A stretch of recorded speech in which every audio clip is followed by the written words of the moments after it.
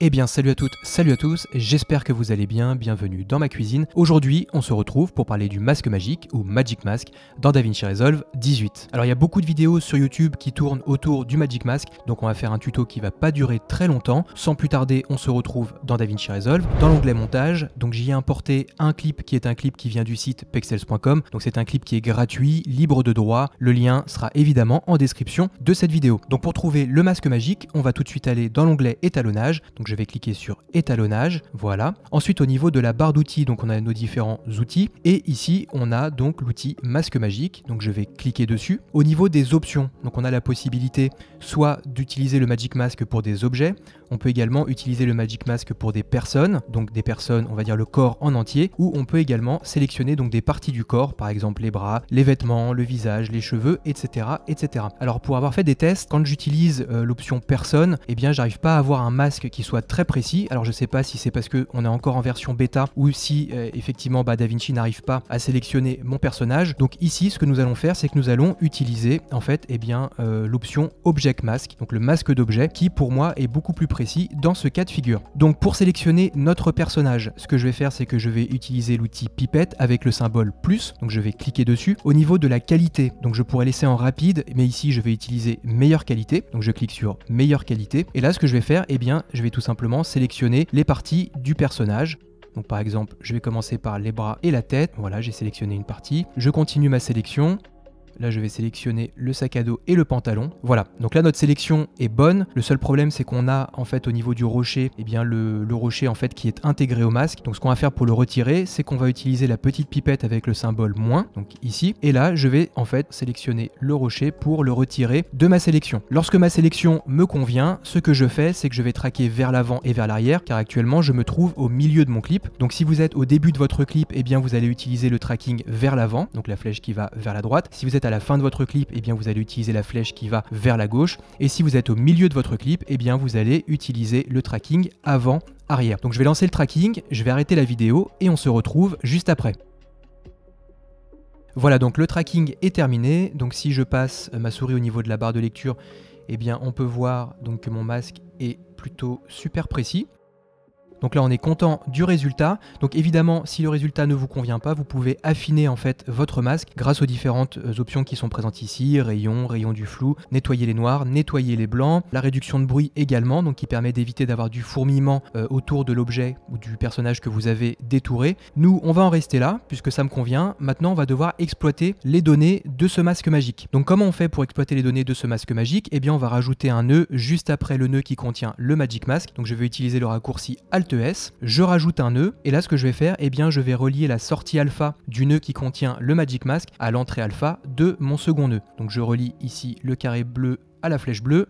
Voilà. Ce que je vais faire, c'est que je vais retirer l'affichage du masque magique. Donc je retourne sur le nœud qui contient le masque magique et je vais cliquer ici sur ce bouton activer sur impression du masque. Donc je le retire. Je pourrais également cliquer sur inverser le masque si jamais je veux travailler par exemple au niveau de la mer, donc de mon arrière-plan et non au niveau de mon personnage. Nous ce qu'on veut, c'est d'abord travailler au niveau du personnage. Donc ce qu'on fait, on retourne sur le second nœud. Je vais cliquer ensuite donc sur l'outil baguette magique pour vérifier en fait ma sélection. Donc on travaille bien sur notre personnage. Et ce que je vais faire, c'est que je vais appliquer donc des effets de couleur. Donc par exemple, je peux baisser un petit peu les gammas, je peux baisser un petit peu le lift. Ce que je vais faire, c'est que je peux par exemple augmenter un petit peu la température. Voilà.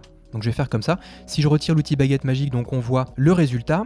Et maintenant, on va vouloir travailler par exemple sur l'arrière-plan, donc sur la mer et les rochers. Donc je vais rajouter un nœud, je vais utiliser le raccourci Alt S. Voilà. Là, je vais utiliser donc la sortie alpha de mon deuxième nœud que je vais relier en fait à l'entrée alpha de mon troisième nœud. Voilà. Si j'utilise l'outil baguette magique, on voit que j'ai toujours le personnage qui est sélectionné. Pour sélectionner l'arrière-plan, je vais inverser mon alpha. Donc je vais ici au niveau de la barre d'outils, je clique sur alpha et là je clique sur le bouton pour inverser. Voilà. Et là j'ai inversé ma sélection. Donc on voit que j'ai bien sélectionné la mer. Donc là je vais pouvoir faire donc mes modifications de couleur. Donc par exemple, je vais baisser un petit peu donc au niveau de l'offset. Je vais baisser un petit peu au niveau par exemple de mes gammas, je vais augmenter un peu le contraste, voilà, je vais changer un petit peu la température, par exemple je vais réchauffer un petit peu l'atmosphère, voilà, je vais retirer l'outil baguette magique donc pour voir le résultat et voici ce qu'on arrive à avoir donc grâce à notre masque magique et également aux différentes modifications que l'on a faites. Donc si je fais un avant-après, vous voyez ça c'était avant et ça c'est après. Donc le masque magique en fait c'est un outil qui est ultra puissant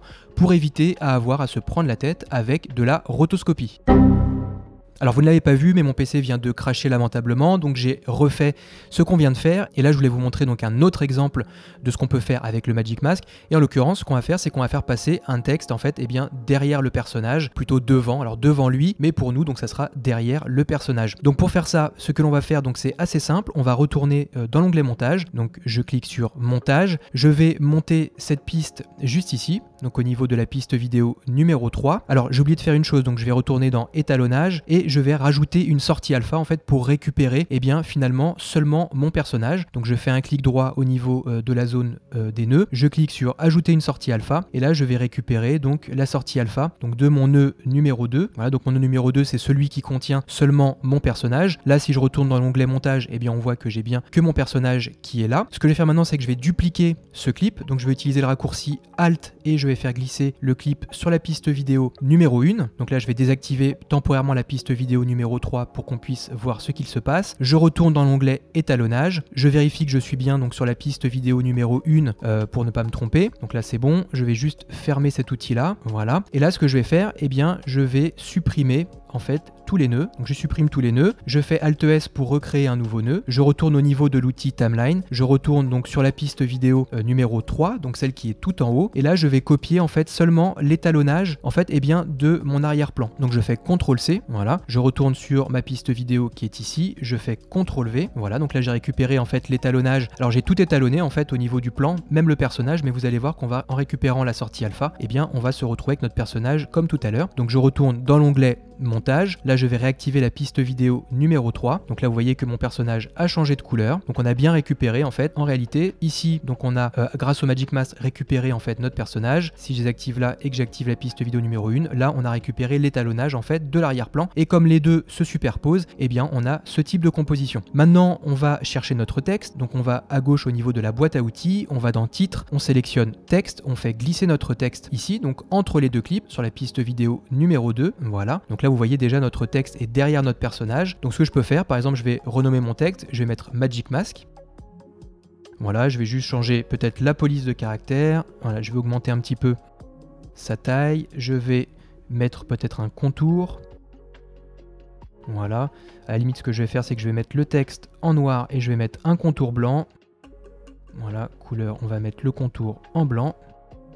Comme ça, je vais augmenter un petit peu la taille de mon contour. Là c'est vraiment juste, en même temps ça vous permet de voir comment on modifie les effets sur le texte. Donc là je retourne au niveau de mon texte. Ce que je vais faire c'est que je vais déplacer donc mon texte vers la gauche. Alors pour faire ça je vais pas utiliser, alors je pourrais le faire à la main en cliquant sur ce petit bouton qui est ici et en faisant bouger, mais pour que ça soit plus précis, ce que je vais faire c'est que je vais utiliser l'outil position. Donc je clique sur mon texte, je vais au niveau de mes options dans l'inspecteur et je vais faire varier la position. Donc là par exemple je vais le faire, voilà, allez ici, je fais un keyframe, je vais un peu plus loin au niveau de ma vidéo, par exemple ici, et là ce que je vais faire, je vais déplacer mon texte vers la droite, donc au niveau de l'inspecteur, voilà. Et donc là maintenant, si je vais au début de mon clip et que je clique sur lecture, vous voyez donc que le texte passe derrière mon personnage. Donc ça c'est une utilisation également que l'on peut avoir du Magic Mask. En fait on est toujours dans le même esprit, l'esprit rotoscopie. Donc en fait le Magic Mask évite de faire de la rotoscopie, ça accélère vachement le process. Donc voilà, c'est tout ce que je voulais vous montrer pour aujourd'hui. La prochaine fois on se retrouvera pour parler du DevMap